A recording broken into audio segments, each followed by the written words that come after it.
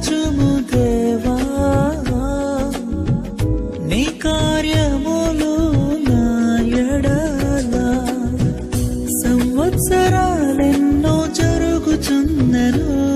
మంది దేవుని సన్నిధిలోకి వస్తాం కానీ టెలిఫోన్లు చూసుకుంటా ఉంటాము, ఇంకోటి అక్కడ చూసుకుంటా ఉంటాం, వాక్యం మాట్లాడుతున్నా బయట విషయాలకు వెళ్ళిపోతా ఉంటాం. దేవుని యొక్క దేవుడు మాట్లాడుతున్నాడు. ఈ 2026లో చెవి యొక్కి నా యొద్దకు రండి. తర్వాత చూడండి ఒకసారి. ఇక్కడ ఏమన్నా నేను మీతో నిబంధన చేస్తున్నాను. నీతో ఏం చేస్తున్నాడండి? నిబంధన చేస్తానన్నాడు దేవుని యొక్క దేవుడురా. యెషయా గ్రంథాన్ని మనం బాగా చదివినట్లయితే 66 అధ్యాయాలు యేసుక్రీస్తు ప్రభువు చెప్పిన ప్రకారంగా దేవుని యొక్క దేవుడురా 700 సంవత్సరాల క్రితం ఈ ప్రవచనాలండి. యేసయ్య అప్పటికి రాలేదు, అయినప్పటికీ కూడా దేవుడు మాట్లాడి యెషయాతో చెప్పాడు. దేవుని యొక్క దేవుడురా ఇంతకు ముందు 2025లోనే క్రిస్మస్ దినాలు మనం చూసాం. ఎంతో ప్రేమ ఆ ప్రవచనాలు మనం చూసాం. దేవుని యొక్క దేవుని బిడ్డారా, ఆయన ప్రేమ ఎలా ప్రేమించాడని మనల్ని, ఈ లోకానికి ఆయన వచ్చి మరణించాడండి. దేవుని యొక్క దేవుని బిడ్డారా, చాలా సార్లు ఆ క్రిస్మస్ దినాల మెసేజ్ మనం విన్నాం. ఎంతో మంది రక్షించబడ్డారు ఆ మెసేజ్ల ద్వారా. అయితే యెషయా 53 వరకు వచ్చినప్పుడు విలువ పెట్టుకుందాం అంటున్నాడు దేవుని యొక్క దేవుని బిడ్డారా. ఇవన్నీ కూడా నిబంధన చేసి ఆయన ప్రవచించి ఆయన చెప్పని అన్ని కూడా నెరవేర్చాడండి. ఈ రోజున దావీదుకి నేనేమని చెప్పాడు? శాశ్వతమైన కృప ఇస్తున్నాడు. ఈ రోజున 26లో కూడా దేవుడు నీతో మాట్లాడుతున్నాడు. శాశ్వతమైన కృప నీకు ఇస్తున్నాడు. పాత జీవితాన్ని వదిలేయాలి. దావీదు అనుకున్నాడంట. ఎలాగా?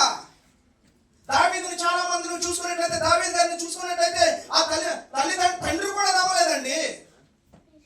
2 సమయంలో మనం చూస్తాం, 16 అధ్యాయంలో మనం చూస్తూ ఉంటాం. ఆ కుమారులందరూ పిలుస్తూ ఉంటాడు.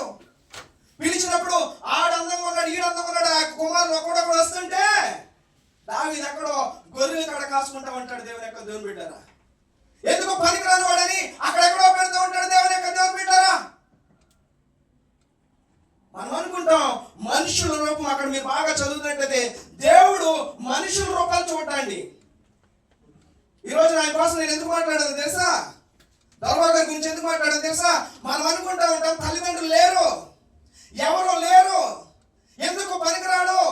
అక్కడ ఉన్నవాళ్ళు కూడా అంట, ఆ హాస్టల్లో ఉన్నవాళ్ళు కూడా, ఆ యజమానులు కూడా అన్నారంట, అసలు ఎందుకు మీ అన్న చనిపోయాడు అని ఎగతాళి చేశారు. దేవుని యొక్క దేవుని బిడ్డారా, ఈ రోజున అతను నిలబడ్డాడు. అనేక మందిని నిలబెడుతున్నాడు. దేవుని యొక్క దేవుని బిడ్డారా, వాక్యం పట్టుకుని వెలిగిస్తే కనుక దేవుడు మనతో మాట్లాడితే అద్భుత కార్యాలు జరుగుతూ ఉంటాయండి. ఈ రోజున మనం చేసుకున్న తీర్మానాలు భిన్నంగా ఏమైనా పాపాలు చేస్తుంటే పశ్చాత్తాపడదాం, వాటిని ఒప్పుకుందాం. దేవుని యొక్క దేవుడురా, ప్రభు సన్నిధిలో ప్రార్థించి ప్రయాసపడదాం. పాప క్షమాపణ మనం ఒప్పుకుందాం. అయ్యా నేను తప్పు చేశానయ్యా, అయ్యా నేను తప్పు చేశానయ్యా, ఇదిగో కొత్త సంవత్సరం నేను అడుగు పెడుతున్నాను ప్రభా, ఈ నూతన సంవత్సరం ప్రవేశిస్తున్నానయ్యా, నా ప్రాచీన స్వభావాన్ని తొలగించుకుంటున్నాను ప్రభా అడుగుదాం. దేవుని బిడ్డ ఒకసారి ఆలోచన చేయి. ఇది గతంలో నువ్వు అనేక సార్లు పడిపోయి ఉండొచ్చు, ఇంకొక సంవత్సరం నీకు ఎందుకు ఇచ్చాడో తెలుసా? ఈ సంవత్సరమైనా నువ్వు కాతావని, నువ్వు ఫలిస్తావని. దేవుని యొక్క దేవుని బిడ్డ, ఇదిగో నాయన ప్రార్థన చేద్దాం. నాయన ఈ పాత జీవితం నాకు వద్దు ప్రభా, ఇదిగో ఎత్తబడే గుంపులో ఉండాలంటే నీ వాక్యాన్ని పట్టుకుని ఉంటానయ్యా, ఇదిగో నేను చెవి ఒగ్గుతున్నానయ్యా, నువ్వు నాతో మాట్లాడు ప్రభా అని అడుగుతాం.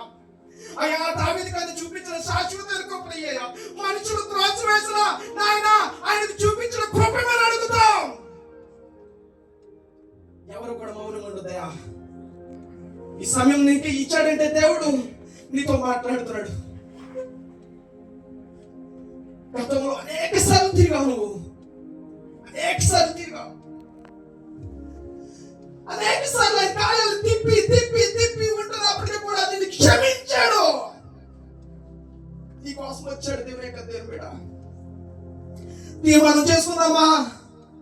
నాయన ఈ 2026లో నాయన నీ సన్నిధిలో నేను ఉంటానని తీర్మానం చేసుకుందాం. నీ వాక్యానికి చెవి ఒగ్గుతానని తీర్మానం చేసుకుందాం. యవనస్తుడా ఒకసారి ఆలోచన చేయి. ఇదిగో నాకు చదువు ఉందని అనుకోవచ్చు, నేను గొప్పవాడని అనుకోవచ్చు, ఏది నీళ్ళు నిలబెట్లా ఆయన కృపే. ప్రార్థన చేసుకుందాం. పరిశుద్ధుడా పరమగల తండ్రి, గొప్ప దేవానికి స్తోత్రాలు. ఈ 2026 సంవత్సరంలో ప్రభా నాయన ఈ శుక్రవారం దినాన్ని ప్రభా మేము అడుగు పెట్టి ఉన్నాం నాయన. నీ కృపలో మమ్మల్ని ఉంచావు ప్రభా. యవనస్తులుగా మమ్మల్ని బలపరుస్తున్నావు. ఈ వాక్యం ద్వారా మాతో మాట్లాడుతున్నావు ప్రభా. ఇదిగో ఇక్కడ ఉన్న ప్రతి బిడ్డను మీరు దీవించమని అడుగుచున్నాను. ప్రతి బిడ్డ ప్రభా ఎత్తబడే గుంపులో ఉండాలి ప్రభా. నాయన నూతన స్వభావం బిడ్డలకు దయచేయమని అడుగుచున్నాను. నీ బిడ్డను దీవించమని అడుగుచున్నాను. దావీదుకి ఏ విధంగా అయితే శాశ్వతమైన కృప ఇచ్చావో ఇక్కడ ఉన్న ప్రతి బిడ్డను ప్రభా తండ్రి మీరు ఆ విధంగా ఆశీర్వదించమని అడుగుచున్నాను. యేసయ్యా నీ కృపనివ్వండి. నాయన నీ బిడ్డలు బలపరచండి.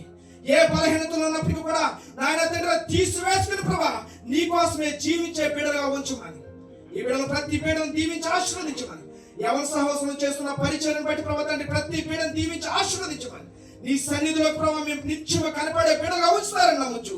యేసు నామములో ప్రార్థించి వేడుకొంచున్నాను తండ్రి. అందరికీ వందనాలండి.